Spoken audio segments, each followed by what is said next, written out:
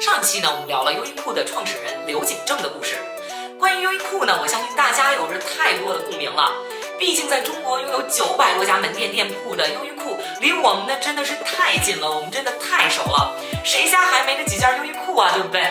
有人呢可能不服，会说：不对，我家衣柜里啊全是优衣库。近年来呢，受到国际大环境的冲击，很多服装的品牌呢都遭遇到了金融寒潮，业绩深受重创。快时尚呢忙着关门，奢侈品呢忙着倒闭，在时尚业一片惨淡之下啊，优衣库呢却销售业绩节节攀升，还在全球忙着扩张开新店，联名呢也一个没落下，用销售业绩证明了自己强大的群众基础。说回到今天的主题啊，关于收入越高越爱买优衣库，这呢也是真的。我的天哪，这么神奇吗？在某乎呢就曾经出过一篇被疯转的文章，如何把优衣库的服装穿出年薪100万的感觉。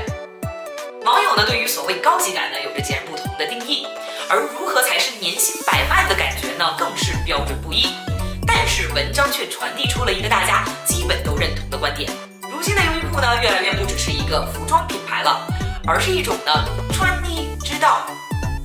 传统意义上的奢侈品的消费者当中呢，一直有着一群低调的优衣库的粉丝。一位买了20多年的迪奥、Chanel 的贵妇级的奢侈品消费者透露呢，在过去的5年来，他的内搭呢全是优衣库。在他看来啊，优衣库的外面搭配一件有质感的外套呢就足以了。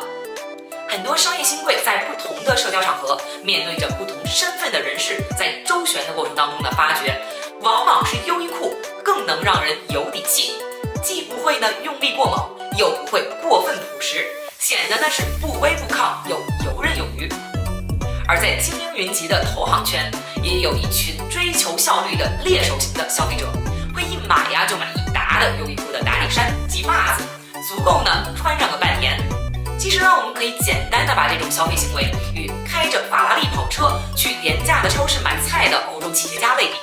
他们对于追求性价比依然有着很高的敏感度。但是这个呢，并不能冲淡跑车及奢侈品牌为他们带来的身份与地位的象征。该省省，该花花，骑着单车去酒吧，对吧？而从优衣库的角度来看呢，这个品牌能满足富裕及中产人群的高质感的生活与差异化的品味的需求。但当我们深入的来理解优衣库这个品牌呢，就不难理解它到底为什么会发展碰撞出如此奇妙的消费逻辑。不知道大家有没有注意到啊，优衣库家的衣服呢，通常呢都看不到 logo。比如说我这件就是优衣库家的衣服啊，是没有明显的 logo 的。在服装行业呢，很多品牌都特别的看重自己的标识，唯恐别人呢看不到自己的品牌标志。可是优衣库呢，却把自己的 logo 放在了最隐秘的位置。这么做的原因呢，一个呢是优衣库希望你更多的去关注衣服的本身，而并不是简单粗暴的关注那个小小的 logo。而第二呢，是优衣库呢倡导简约百搭。优衣库的衣服呢，可以在任何时候和任何品牌所搭配，所以呢，设计需要干净简单。logo 的存在呢，倒显得不是那么的重要。我们所熟知的很多互联网的大佬、知名的企业家，通常呢出现在大家面前的时候呢，穿着打扮也就是最简单的基本款，低调的奢华，穿什么呢都显得毫不费力。首先呢，最简洁的款式和颜色，节约时间精力来搭配。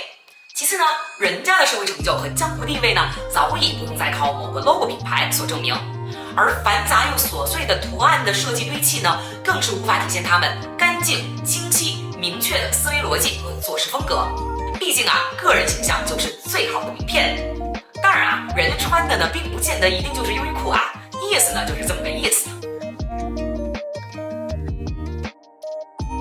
和很多品牌有针对性的顾客群体的定位所不同的是呢，优衣库不定义顾客。优衣库呢没有任何典型的消费群体，我们的目标就是把衣服卖给各式各样的人。在优衣库，70%的产品呢都是基本款的 T 恤、衬衫和长裤。相对于 Zara、H&M 的风格多样，优衣库的可选款式的数量呢根本不值一提。很明显，关于款式呢，优衣库志不在此。拼不过款式数量，论颜色选择，你们有我多吗？通常啊，在优衣库，同一件衣服会有3种以上的颜色可选，这一点呢，很大程度上呢，可造福了广大的不知道该买啥的直男朋友们。在优衣库试了一条裤子很合适，就可以 all in 同款的全部颜色，换洗着穿，最起码小半年呐，不用再为买裤子而发愁。没错，说的就是正在看视频的你。咱们真的不要小瞧男性用户的购买力呀，毕竟优衣库的热销 Top 10的男装就撑起了半边天，明显的区别于其他品牌女装独大的局面。同时呢，因为只卖基本款，服装的款式输出较少，所需的供应商呢也就更少。像优衣库这种大厂，仅呢以70家工厂就能满足它的全部需求，相比于其他的服装品牌，动辄就需要1000多家的供应商。优衣库的库存压力呢很低，犯错的机会呢也少得多，成本呢也就自然的降低了。其实呢，即便是在款式多到眼花缭乱的 Zara， 卖的最好的呢依然是不那么时尚的基本款的单品，可见基本款的群众基础可见一斑。但是款式少，消费者多，大家就不怕撞衫吗？关于这一点呢，刘景正认为，衣服呢是服装的零件，怎样组合是消费者的自由，而优衣库呢就是生产百搭的零件。也因此呢，优衣库趋性别化的设计理念，降低了穿着的门槛，使得人人都能在这儿买到合适自己的单品。相比起呢穿有设计感的衣服撞衫，谁丑谁尴尬，基本款的人人都穿，就算是撞衫了呢也无所谓。而且呢，还能根据自己的风格高自由度的搭配，不仅让产品有了更多的可能，也能更契合时下消费者的购买动机。比起被时尚品牌赋予标签，不如自己呢创造个性。顾客进入商店购物，选择的呢不是优衣库的服装，而是自己的兴趣和爱好。不同的顾客穿上优衣库，不会因此而泯灭自身的个性。优衣库的作用呢，就是激发每一个穿衣者本身的个人魅力，让衣服衬托每个人，而不挑剔人。而反观呢，很多服装品牌是带有偏见的，没有好的身材、好的气质，穿了会被认为是毁了衣服，配不上品牌。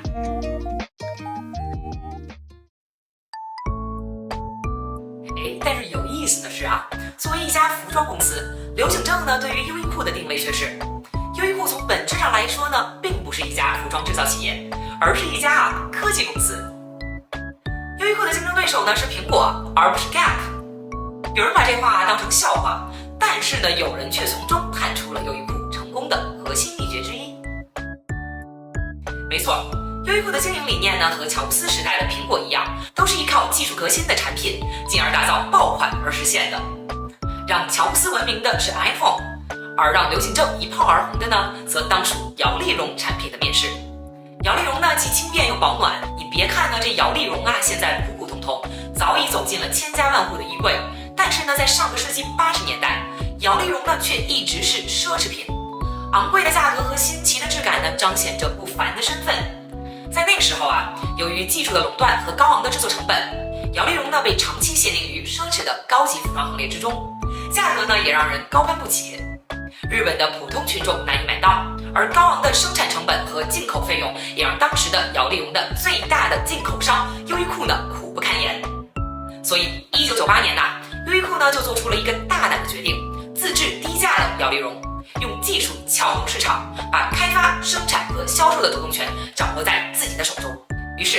1998年，优衣库呢便投入了大量的资金，专门建立了2个研究中心，组建了2支研究团队，对摇粒绒进行了深入的开发，使得原本能够生产1件衣服的摇粒绒呢，能够生产出了6到7件的衣服。这不但大大的降低了成本，还极大的增加了产能。不久之后呢，低于市场价70%的摇粒绒产品呢就面世了，一炮而红，也成为了当年的爆款产品。自此尝到甜头的刘景正开始呢在技术创新这条路上一路狂奔，并接连的推出了许多科技爆款的衣服。2003年 Heat Tech 产品发布，主打保暖排湿，尤其呢适合没有暖气湿冷的南方人。该系列的打底衫呢则是大家的过冬必备，据说呢畅销10亿家，不知能绕地球几圈了。2007年保温性男女内衣发布，2008年机洗不缩水的可机洗毛衣发售，2009年超薄羽绒服发售。这款超轻的羽绒服呢，还被《财富》杂志评为了100个杰出的现代设计之一，不仅足够暖，还够轻薄，行动自如呢，还不会有穿太多的束缚感。而这几年呢，优衣库销量猛升的功臣就当属夏季的 Airism 系列。Airism 系列的产品呢，主打吸汗速干，有一系列的内衣和运动单品，看似平平无奇的 T 恤、罩衫，还自带了 UPF 40+的防晒值，阻挡紫外线之余，又满足了夏季出行的功能所需。正是这些科技含量满满的基本款的打造，让优衣库活生生的将自己从一家休闲服饰公司摇身一变，成为了一家全世界第3大的卖高档科技产品的低价折扣公司。有人呢就曾这样调侃优衣库：科技公司里最会做服装的，服装公司里啊最会搞科技的。虽然有了科技的加持啊，相信大家呢都同意，优衣库呢给人一贯的印象呢依然是普通到有那么一点土气。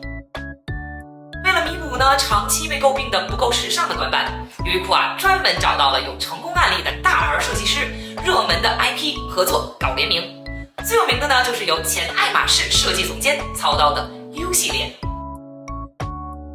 200块钱一件的爱马仕，听起来呢就跟做梦一样，但是在优衣库啊，这就是真的。2015年，优衣库联合爱马仕前创意总监 Christophe Lemaire 推出了合作款，在优衣库买到爱马仕的噱头，让不追求时尚的优衣库一下子就成为了时尚的代名词。而尝到了联名合作甜头的优衣库呢，就继续加大马力，开展了更多的联名，比如说和 COS 的联名，成为了优衣库的高光时刻。